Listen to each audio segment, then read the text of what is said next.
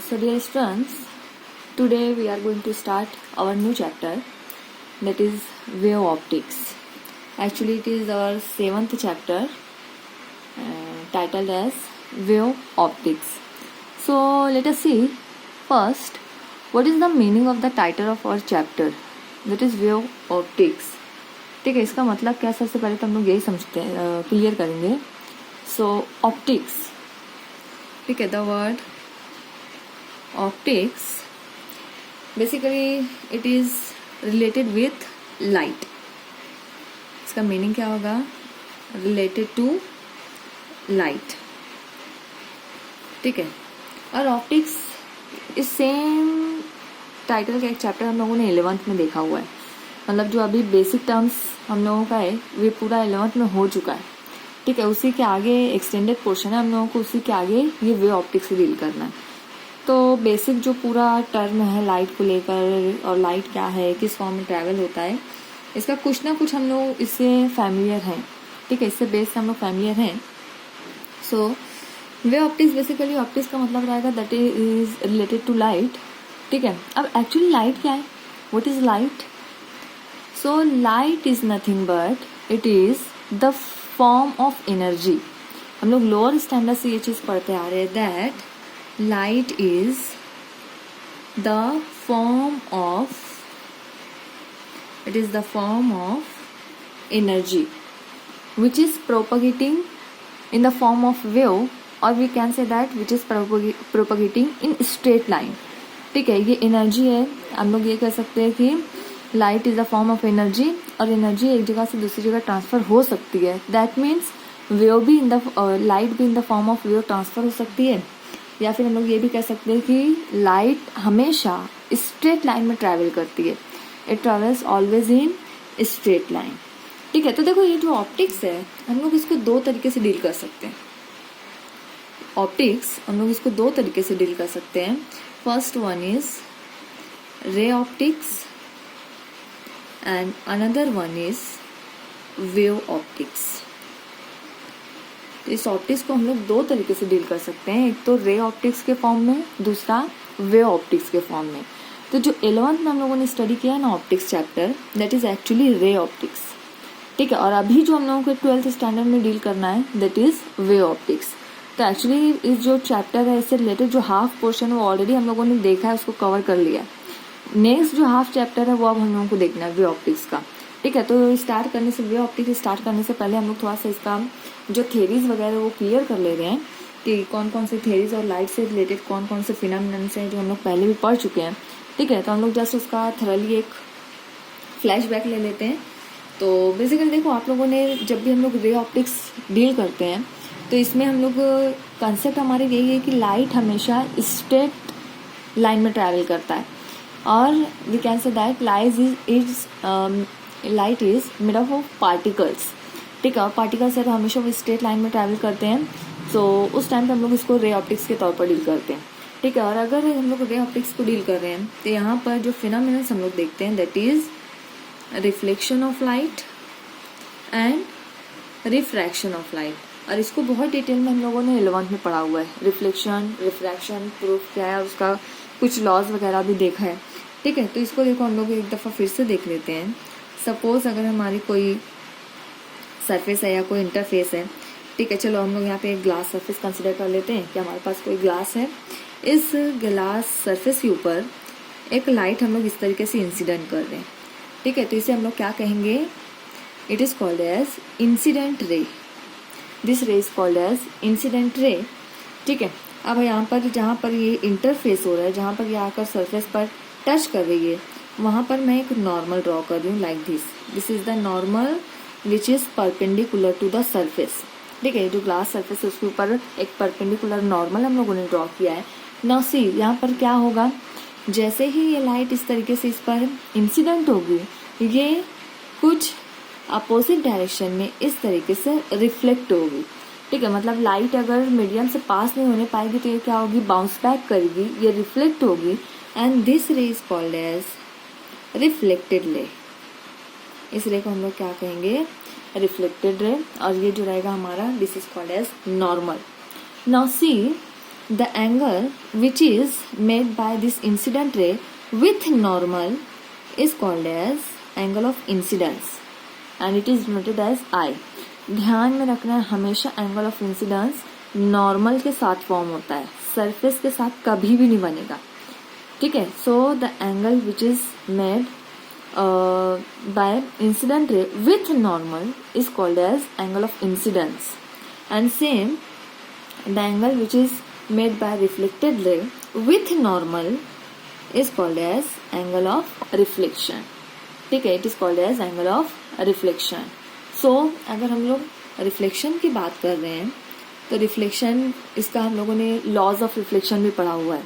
Laws of reflection, इसमें दो law हम लोगों ने बहुत कॉमनली स्टडी किया है, that is in reflection always incident ray, reflected ray and the normal, ठीक है, that is perpendicular to the surface is always within a plane, ठीक है। ये इंसिडेंट रे, रिफ्लेक्टेड रे और नॉर्मल हमेशा एक ही प्लेन में होता है, ठीक है। पहला रूल तो ये देखा था हम लोगों ने, और दूसरा रूल क्या रहेगा रिफ्लेक्शन का, that angle of incidence is always equal to this angle of reflection, ठीक है। That means I angle of incidence is equal to angle of reflection. ये दो लॉज हम लोगों ने इसको वेरीफाई भी, आई थिंक हम लोगों ने 11th में इसका वेरिफिकेशन भी देखा हुआ है, ठीक है। सो ये तो हो गए रिफ्लेक्शन से रिलेटेड लॉज। सेम ऐसे ही हम लोगों ने देखा था लॉज रिलेटेड विद रिफ्रैक्शन। उस केस में भी क्या होता है, हम लोगों ने देखा हुआ है कि जब भी लाइट किसी मीडियम पर हम लोग इस तरीके से अगर इंसिडेंट कर रहे हैं, किसी मीडियम से पास होती है, ठीक है, और लाइट अगर इस मीडियम से पास हो जाए, ये इंसिडेंट रे अगर हम लोग कंसिडर कर रहे हैं, ठीक है, ये सपोज हम लोगों का एयर मीडियम है और ये हम लोगों का ग्लास मीडियम है। तो अब मीडियम चेंज होता है तो लाइट क्या करती है, अपना पाथ, अपना डायरेक्शन थोड़ा सा चेंज करती है, ठीक है। तो यहाँ पर देखो, मैं इस सरफेस पर, ये इंटरफेस पर मैं परपेंडिकुलर मैंने ड्रॉ किया, that is normal, this is called as incident ray, okay, this ray is called as incident ray. अब देखो ये मीडियम चेंज होगा, तो मीडियम चेंज होने की वजह से क्या होता है, ये इस रे को ऐसा जाना चाहिए था, पूरा स्ट्रेट इस तरीके से जाना चाहिए था, बट ये रे ऐसे नहीं जाएगी, थोड़ा सा ये नॉर्मल की तरफ बेंड होती है, लाइक दिस, ठीक है। ये नॉर्मल की साइड पे थोड़ा सा बेंड होती है and this process is called as refraction. मतलब जब भी मीडियम चेंज होगा, लाइट अगर if light changes its direction due to change of medium, then that process is called as refraction, ठीक है। और ये जो लाइट, ये जो रे है जो थोड़ी सी अपनी डायरेक्शन से बेंड हो गई है, this ray is called as refracted रे। इस रे को हम लोग क्या कहेंगे यहाँ पे, रिफ्रैक्टेड रे, ठीक है। नाउ सी, इसका भी हम लोगों ने रूल्स पढ़ा था, लॉज ऑफ रिफ्रैक्शन, ठीक है। तो पहला लॉ तो यही हम लोगों ने देखा, that incident ray, refracted ray and normal always in a plane, ये हमेशा एक ही प्लेन में होते हैं, ये भी हम लोगों ने देखा था। और दूसरा लॉ क्या है, the relation between angle of incidence, that is this, ठीक है, नॉर्मल के साथ जो बनेगा वो एंगल ऑफ इंसिडेंस। यहाँ पर भी एंगल ऑफ रिफ्रैक्शन, ये रिफ्रैक्टेड रे और नॉर्मल के बीच का जो एंगल होगा, that will be the angle of refraction, और उसको भी हम लोग आर से ही डिनोट करेंगे, ठीक है। So in the case of refraction, in the case of refraction, अगर हम लोग यहाँ पे एंगल ऑफ इंसिडेंस और एंगल ऑफ रिफ्रैक्शन के दोनों के बीच में बात करते हैं, रिलेशन की बात करते हैं, then it is given by the equation sine I by sine R is equal to n1 upon n2। इस रिलेशन के जरिए हम लोग यहाँ पे बता सकते हैं that relation between angle of incidence and angle of refraction, और इसी को हम लोग बेसिकली स्नेल्स लॉ भी बोलते हैं, ठीक है। तो ये भी आपको ध्यान में रखना है। अब हम लोगों को यहाँ पे इसकी थ्योरीज को थोड़ा सा स्टडी करना है, ठीक है। डिफरेंट थ्योरीज लाइट से रिलेटेड कई सारे साइंटिस्ट ने अपना अपना ओपिनियन दिया था। तो सबसे पहले हम लोग देखते हैं what will be the nature of light.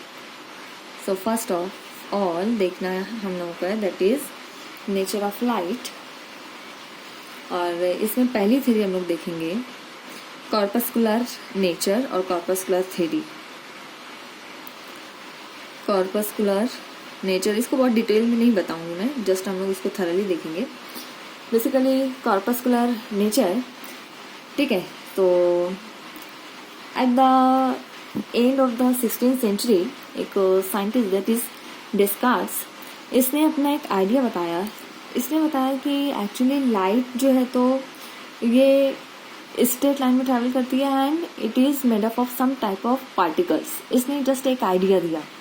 इसी के आइडिया को यूज़ करते हुए न्यूटन ने, ठीक है, 17th सेंचुरी में अपना ओपिनियन दिया था और अपना उसने रिसर्च कंप्लीट किया that light is made up of very tiny particles and that particles are called as corpuscles. ठीक है, उसने ये कंसिडर किया कि जो लाइट है that is made up of particles, ठीक है, और उस पार्टिकल को उसने कहा कॉर्पस्कल्स, और उसकी जो थ्योरी थी that theory is called as corpuscular theory. और बेसिकली उसने लाइट का नेचर क्या बताया, कॉर्पस्कुलर नेचर, मतलब उसने ये अज्यूम किया that light is made up of particles. ठीक है, तो न्यूटन ने क्या बताया, लाइट का नेचर कैसा है, पार्टिकल नेचर है, light is having particle nature. ठीक है, और इस नेचर को लेकर उसने ये बताया कि ये जो पार्टिकल्स होंगे that must be hard. Particle के नेचर कैसा उसने बताया, this particle must be hard, elastic and it should be massless. ये पार्टिकल्स जो हैं दैट इज कॉर्पस्कल्स, ये पार्टिकल्स हार्ड है। ठीक है, कैरेक्टरिस्टिक अगर इसको देखा जाए तो पार्टिकल्स हार्ड हैं, इलास्टिक है and this particles are massless. ठीक है, सो इसने ये बताया कि जब भी किसी भी सोर्स ऑफ लाइट से लाइट इमिट होती है तो इसका मतलब है बेसिकली उस सोर्स से पार्टिकल्स इमिट हो रहे हैं और वो पार्टिकल्स कुछ इस नेचर के होते हैं। ठीक है, और इसी पार्टिकल उसने कहा that particles are called as corpuscles. ठीक है, और इस पार्टिकल को लेकर इसने पूरा अपनी थ्योरी डिस्क्राइब की। दूसरा इसने ये बताया कि जब हम लोग रिफ्रैक्शन की बात करते हैं, ठीक है, अभी देखो यहाँ पर हम लोग ने ये रिफ्रैक्शन देखा ना, तो रिफ्रैक्शन की जब यहाँ पर हम लोग बात करते हैं उस टाइम पे हम लोग देखते हैं कि इंसिडेंट रे जैसे ही मीडियम चेंज होता है टुवर्ड्स नॉर्मल ये बेंड हो रही है। ठीक है, देखो ये सीधी नहीं आ गई ये लाइन, बल्कि ये थोड़ी सी बेंड हुई किस तरफ, नॉर्मल की साइड पे। तो इसने बेंडिंग का रीजन ये बताया that this bending is due to the difference in the attractive forces. ठीक है, attractive forces between the these particles. ठीक है, मीडियम के जो डिफरेंट पार्टिकल्स हैं उनके बीच में अट्रैक्टिव फोर्सेस का डिफरेंस होने की वजह से ये बेंडिंग होती है। ठीक है, मतलब इसका इसने बताया कि ये जो भी मीडियम है, जैसे अगर ग्लास है तो ग्लास के पार्टिकल्स ज़्यादा अट्रैक्टिव फोर्स लगा रहे लाइट की साइड पे, इसलिए ये बेंडिंग ज़्यादा होती है। तो इसने अट्रैक्टिव फोर्स के यहाँ पे रीज़न बनाया कि इसकी वजह से ये बेंडिंग हो रही है। और इसी को इसने एक्सटेंड करते हुए ये बताया that velocity of light in any medium other than air, that is in any denser medium, is greater than the rarer medium. ठीक है, न्यूटन ने क्या अज्यूम किया कि velocity of light in any denser medium is greater then the rarer medium. ठीक है, मतलब अगर डेंसर मीडियम से लाइट पास होगी तो वो फास्टली पास होगी, उसकी वेलोसिटी ज़्यादा होगी as compare to the rarer medium. But experimentally ये चीज़ रॉन्ग प्रूफ हुई। एक्सपेरिमेंट क्या कहता है कि velocity of light in rarer medium is greater than denser medium, और ये ट्रू भी है, इसको एक्सपेरिमेंटली प्रूव कर दिया गया। लेकिन ये जो न्यूटन्स की थ्योरी थी इसने इसके अपोजिट कुछ तो कहा। ठीक है, दैट मीन्स यहाँ पे कुछ तो कॉन्फ्लिक्शंस आए और बेसिकली ये रॉन्ग प्रूफ हुआ। ठीक है, तो ये न्यूटन ने कुछ तो इतना अपने अजम्पशंस में इसने बताया, और बेसिकली इसने लाइट का कौन सा नेचर बताया, पार्टिकल नेचर। सो यहाँ से हम लोग बता सकते हैं the study of optical phenomenon under the assumption that it travels in a straight line is called as ray optics. ठीक है, तो यहाँ पे जो हम लोग रे ऑप्टिक्स पढ़ रहे हैं इसका मेन असम्पशन क्या है, that light is going to travel in a straight line. Ray का मतलब ही क्या होता है, ठीक है, कि स्ट्रेट लाइन में हम लोग किसी चीज़ को पास कर रहे हैं। ठीक है, दैट मीन्स रे। सो यहाँ पर रे ऑप्टिक्स का यही है कि लाइट अगर स्ट्रेट लाइन में पास हो रही है, स्ट्रेट लाइन में ट्रैवल कर रही है, सो हम लोग इसको रे ऑप्टिक्स में डील कर रहे हैं।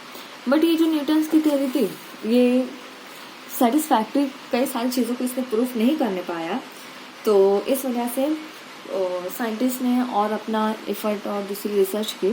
सो इसके बाद जो दूसरी थ्योरी थी that is wave nature of light. इसने क्या बताया, लाइट का वेव नेचर बताया। सो अब देखते हैं लाइट का वेव नेचर क्या है या किस तरीके से इसको हम लोग प्रूफ करने पाते हैं। So in the late 17th century Huygens, ठीक है, हाइजेंस नाम एक फिजिसिस्ट ने अपना रिसर्च दिया और इसने ये बताया that light is propagating in the form of wave. It is observe that by Huygens that light is propagating in the form of wave. ठीक है, मतलब इसने क्या अज्यूम किया कि light is nothing but it is a wave and this wave is basically due to vibrations of particles of the medium. ठीक है, मतलब जब भी ये वेव पास हो रही है तो क्या हो रहा है, मीडियम की जो पार्टिकल्स है that are going to vibrate, that are going to oscillate. ठीक है, और इसी वजह से वेव फॉर्म होती है और बेसिकली लाइट यही वेव है। ठीक है, तो उसने लाइट का वेव फॉर्म कंसिडर किया, इसने पार्टिकल फॉर्म नहीं कंसिडर किया हाइजेंस ने, बल्कि इसने ये बताया कि लाइट किस फॉर्म में ट्रैवल हो रही है, वेव के फॉर्म में ट्रैवल हो रही है। अब इसके लिए इसने क्या कंसिडर किया कि लाइट अभी वैक्यूम से भी पास हो जा रही है। सो इसने ये कंसिडर किया that everywhere in the universe there is a medium, and called that medium as ether medium. इसने ये कंसिडर किया कि हर जगह पर यहाँ पर एक मीडियम प्रेजेंट है और उस मीडियम को नाम क्या दिया इसने, ईथर। एक्चुअली ये ईथर कोई केमिकल कंपाउंड नहीं है, जो आप लोग केमिस्ट्री में पढ़ते हो वो वाला ईथर नहीं है। जस्ट इसने एक हाइपोथेटिकल मीडियम बनाया। मीडियम कैसे इसने बनाया, हाइपोथेटिकल। ठीक है, मतलब ये मीडियम उसको ना दिखाई दिया ना ही इसका प्रेजेंस वो प्रूफ करने पाया। जस्ट उसने ये बताया कि अगर लाइट वेव के फॉर्म में ट्रैवल हो रही है तो वेव को प्रोपगेट होने के लिए किसी ना किसी मीडियम की ज़रूरत होती है। तो इसने ये कंसिडर कर लिया, इसने ये अज्यूम किया that there is everywhere a particular type of medium is present and that hypothetical medium is nothing but ether medium।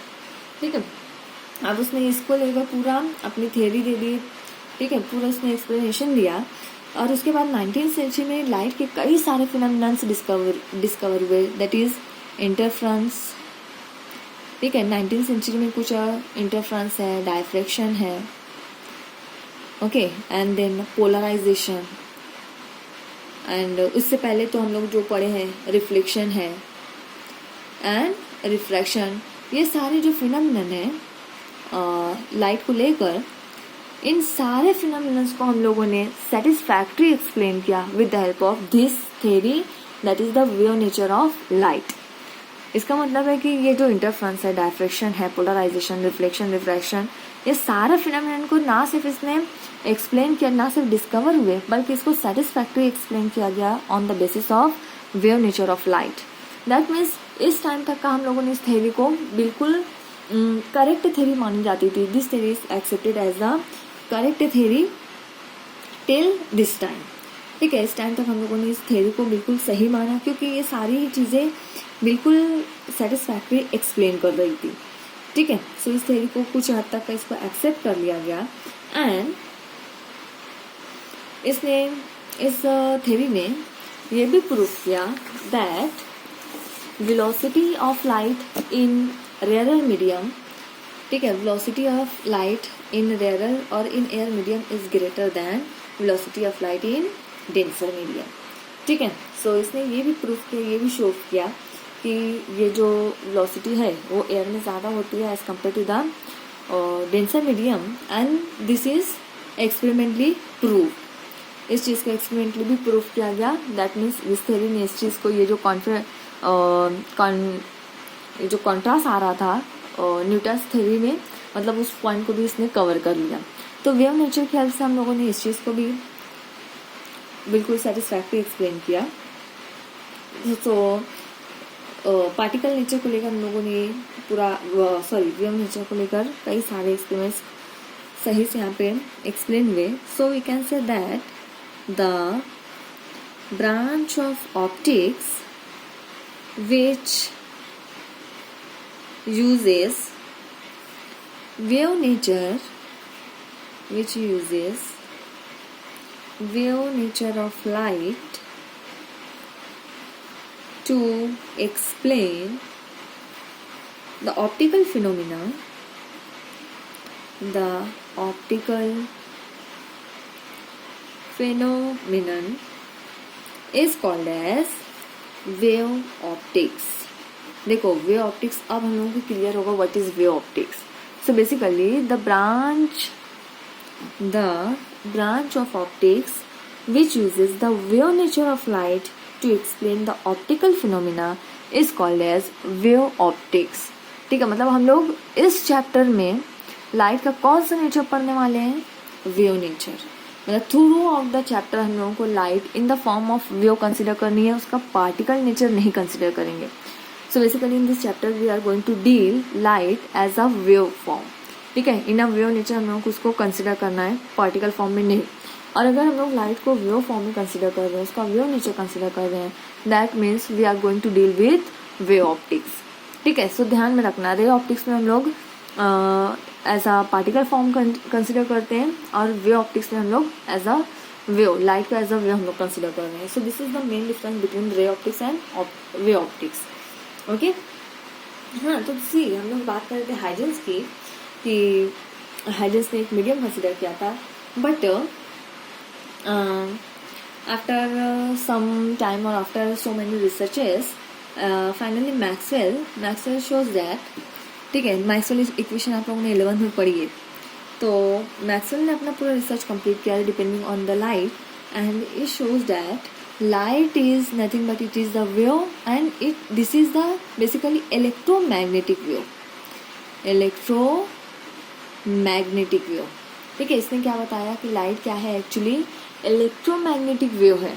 और जैसा कि हम लोगों को पता है कि इलेक्ट्रोमैग्नेटिक वेव को प्रोपगेशन के लिए मीडियम की जरूरत नहीं होती है. ठीक है, तो बेसिकली मैक्सवेल ने क्या बताया?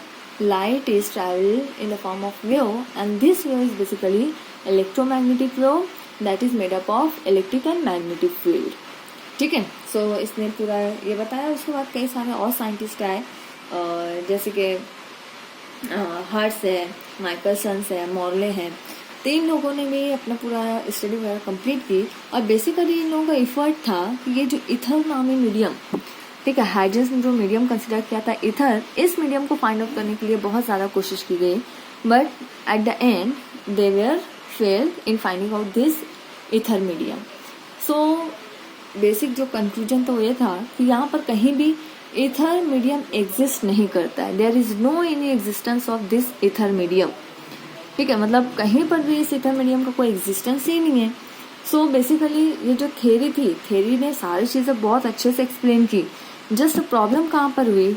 जब इसने ये अजम्पशन दिया that ether medium is present everywhere, but बहुत सारे जब रिसर्च हुई इसके बाद ये पता चला कि इथर मीडियम कहीं पर भी प्रेजेंट नहीं है. There is no any existence of this ether medium. ठीक है, तो एक्चुअली ये हाइपोथेटिकल मीडियम, इसका कोई एग्जिस्टेंस ही नहीं है. एंड उसके बाद 19th सेंचुरी में अल्बर्ट आइंस्टाइन, ठीक है, आइंस्टाइन ने अपनी theory the, that is the theory of special theory of relativity. ठीक है, इसकी थ्योरी को कहते हैं स्पेशल थ्योरी ऑफ रिलेटिविटी.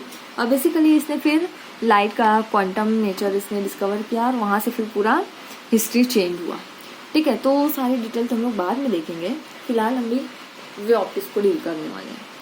ठीक है, और उसी के बाद फिर after the research of Einstein, light is going to deal as a dual nature of light. ठीक है, लाइट को फिर बाद में 20th सेंचुरी में ये बताया गया कि light is having dual nature. ठीक है, light is having dual nature, that is it has particle nature as well as wave nature. ठीक है, मतलब ये बताया जाने लगा कि लाइट ड्यूअल नेचर रखती है, पार्टिकल नेचर भी है उसका, वेव नेचर भी. डिपेंड करता है कि हमारी सिचुएशन कैसी है, किस सिचुएशन में हम लोग उसको डील कर रहे हैं. On the basis of that it can be in the wave form, it can be in the particle form, and that is basically called as dual nature of light. ठीक है, तो लाइट दोनों form में behave करती है, particle भी and wave form भी, ठीक है, डिपेंड करता है कि हम लोग उसको किस सिचुएशन में और किस तरीके से डील कर रहे हैं। सो इसके बारे में भी डिटेलिंग अभी हम लोगों को आगे के चैप्टर में मिलेगी। फिलहाल तो अभी हम लोग कॉन्सेंट्रेट करने वाले हैं वेव फॉर्म पे। पार्टिकल फॉर्म आगे आई थिंक 14th चैप्टर में हम लोग इसको डिटेल में देखने वाले हैं, फोटॉन्स वगैरह, ठीक है। फिलहाल के लिए इतना। And now light as a wave. अब लाइट को अगर हम लोग वेव फॉर्म में ले रहे हैं, ठीक है, तो ये वेव क्या है और कैसी है, अब उसके बारे में हम लोग को डिटेलिंग देखनी है। सो लाइट फाइनली हम लोग यहाँ पे कंसिडर करने जा रहे हैं as a wave. So light is basically it is in the form of electromagnetic wave. It is in the form of light is propagating in the form of electromagnetic wave.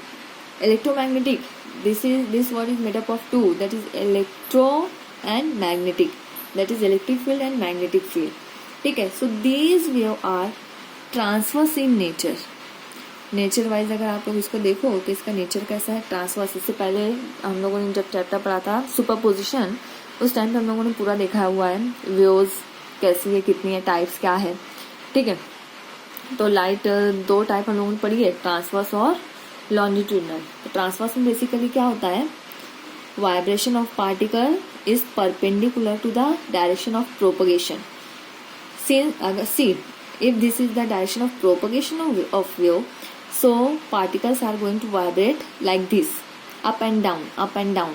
इसका मतलब ये अगर ये propagation का direction है तो light इसके ऊपर परपेंडिकुलर इस डायरेक्शन में वाइब्रेट करेगा like this, ठीक है। So this wave is transverse wave. तो basically light is a transverse wave, ठीक है। लाइट कैसी है, ट्रांसवर्स वेव है। And also it is electromagnetic wave, that is it is going to consist of oscillating electric and magnetic field, and these electric and magnetic fields are perpendicular to each other, ठीक है। और ये direction में हमारी कैसी रहेगी, ये भी परपेंडिकुलर रहेगी। सो ध्यान में रखना, it is transverse wave. And जैसे कि आप हम लोगों ने इससे पहले देखा था कि वेव की दो टाइप होती है, एक तो इलेक्ट्रोमैग्नेटिक, दूसरी मैकेनिकल। मैकेनिकल वेव्स को ट्रैवल होने के लिए मीडियम ज़रूरी होते हैं, ठीक है। Medium is necessary for travelling for propagation of mechanical wave, but for propagation of electromagnetic wave there is no necessity of medium. Medium हो या ना हो, electromagnetic waves they can travel, in absence of medium they can travel, ठीक है। सो अगर ये electromagnetic wave है तो लाइट को ट्रैवल करने के लिए किसी भी मीडियम की ज़रूरत नहीं रहेगी, ठीक है। तो जब हम लोग इसका वेव नेचर कंसिडर कर रहे हैं तो इस टाइम पे हम लोगों को ये क्लियर हो रहा है that light can travel through vacuum. Light vacuum से ट्रैवल कर सकता है because it is electromagnetic wave. इसे ट्रैवल करने के लिए, इसे प्रोपगेट करने के लिए मीडियम ज़रूरी नहीं है, ठीक है। That means it can travel through vacuum without any medium, ठीक है। एंड यहाँ से हम लोग ये बात भी बता सकते हैं दैट द स्पीड और the velocity of light in rarer medium is greater than in denser medium. And basically this velocity, the velocity of light is dependent on it's refractive index. किसके ऊपर डिपेंड करती है ये, refractive index of the medium, ठीक है। Light की velocity basically refractive index पर depend करती है। अब ये रिफ्रैक्टिव इंडेक्स क्या है, so C refractive index is nothing but it is the ratio of velocities, ठीक है। refractive index of the medium is nothing but it is the ratio of velocity, that velocity of light in vacuum divided by velocity of light in a medium, तो basically ये जो refractive index है ये हम लोगों को ये बताता है कि किसी भी मीडियम में लाइट की वेलोसिटी कितनी रहेगी, ठीक है। मीडियम कितना डेंसर है ये चीज़ शो करता है हमारे refractive index. So see it is the basically ratio of velocity in vacuum to the velocity in medium, as it is the ratio of two same quantities, that means it is dimensionless और unitless quantity. Refractive index ये just आपको कोई number मिलेगा, ठीक है। And refractive index of vacuum, इसकी value अगर देखो इट इज इक्वल टू 1, और एयर की भी हम लोग अप्रोक्सीमेटली 1 ही कंसिडर करते हैं, ठीक है। तो 1 सबसे आप कह सकते हो कि रेयरर मीडियम रहेगा। हाँ, अब जैसे जैसे मीडियम डेंस होता जाएगा वैसे वैसे इसकी रिफ्रैक्टिव इंडेक्स बढ़ते जाती है, ठीक है। इसका मतलब है सपोज, और ऑब्वियसली ऐसा होगा ना कि जैसे अगर सपोज कोई मीडियम आप ले लो, अगर यहाँ ग्लास लियो आप, ठीक है, और इधर एयर है, तो एयर के पार्टिकल आपको पता है दूर दूर होते हैं, पार्टिकल कॉम्पैक्टली एक दूसरे के करीब नहीं होते हैं बल्कि दूर दूर पे होते हैं, इस वजह से लाइट इजीली पास हो जाती है एयर से। बट अगर आप इस ग्लास देखो तो ग्लास में जो पार्टिकल्स होते हैं, जो मॉलिक्यूल्स होते हैं, बिल्कुल क्लोजली पैक्ड होते हैं, करीब करीब होते हैं, और इस वजह से लाइट को पास होने में ऑब्स्टेकल्स मिलते हैं, उसको रुकावट होती है और लाइट की स्पीड कम हो जाती है। दैट मीन्स इसका रिफ्रैक्टिव इंडेक्स ज़्यादा होगा, ठीक है। तो बेसिकली कंसेप्ट ये है that refractive index is nothing but it is showing the velocity of light into the medium, ठीक है, कि मीडियम में वेलोसिटी कितनी रहेगी, ये चीज़ हम लोगों को ये बता देता है रिफ्रैक्टिव इंडेक्स, ठीक है। तो ये भी आपको ध्यान में रखना है। और जब अगर हम लोग बात कर रहे हैं इलेक्ट्रोमैग्नेटिक वेव्स की, तो इलेक्ट्रोमैग्नेटिक वेव्स को भी हम लोगों ने 11th में बहुत डिटेल में पढ़ा हुआ है, पूरा इसका स्पेक्ट्रम पढ़ा हुआ है। लास्ट जो हम लोगों का कम्युनिकेशन चैप्टर था उसके अंदर हम लोगों ने इलेक्ट्रोमैग्नेटिक स्पेक्ट्रम की स्टडी की हुई है, एंड उस स्पेक्ट्रम में हम लोगों ने देखा था, सॉरी, इलेक्ट्रोमैग्नेटिक वेव्स, इसका जो स्पेक्ट्रम था इसमें हम लोगों ने देखा था wavelength of this electromagnetic waves, इसकी रेंज हम लोगों ने देखी थी, वेवलेंथ रेंज, ठीक है। तो मिनिमम से मिनिमम भी हम लोगों के पास और मैक्सिमम से मैक्सिमम रेंज भी हम लोगों ने मिली थी। कुछ हम लोगों ने देखा था कि कई रीजन्स ऐसे होते हैं इस स्पेक्ट्रम में जहाँ पर इसकी वेवलेंथ फेम्टोमीटर में, मतलब 10⁻15 मीटर की फॉर्म में थी, और यहाँ से लेकर हम लोगों ने वेरिएशंस देखा था किलोमीटर तक का थी, ठीक है। सो यहाँ पर वाइड रेंज है वेवलेंथ की इन इलेक्ट्रोमैग्नेटिक स्पेक्ट्रम। और अगर हम लोग इसको इंक्रीजिंग ऑर्डर में वेवलेंथ के देखते हैं रीजन्स, तो सबसे पहले हम लोगों ने देखा था गामा रेज, ठीक है, सबसे मिनिमम वेवलेंथ इसकी होती है, देन एक्स रेज, उसके बाद अल्ट्रा वायलेट, ठीक है, देन विजिबल रीजन, विजिबल के बाद इंफ्रारेड। ये वेवलेंथ क्या हो रही है, यहाँ पर बढ़ते जा रही है, wavelength is going to increase, and then finally microwave and radio wave, ठीक है। सबसे कम वेवलेंथ हमारी गामा रेज की रहेगी, देन एक्स रेज उससे थोड़ी ज़्यादा, अल्ट्रा ज़्यादा, विजिबल और ज़्यादा, इंफ्रा उससे ज़्यादा, फाइनली रेडियो वेव सबसे ज़्यादा वेवलेंथ। तो इसकी रेंज कुछ तो इतनी होती है, फेम्टोमीटर से लेकर किलोमीटर तक का हम लोगों की रेंज जाती है ना। सी अगर हम लोग विजिबल की बात करें तो विजिबल की जो रेंज है, विजिबल मतलब वो लाइट जो हम लोग देख सकते हैं, so the range of visible, wavelength range of visible region is in between 400 nanometer to 700 nanometer. Visible की रेंज अगर हम लोग देखते हैं तो कितनी है, in between 400 nanometer to 700 nanometre.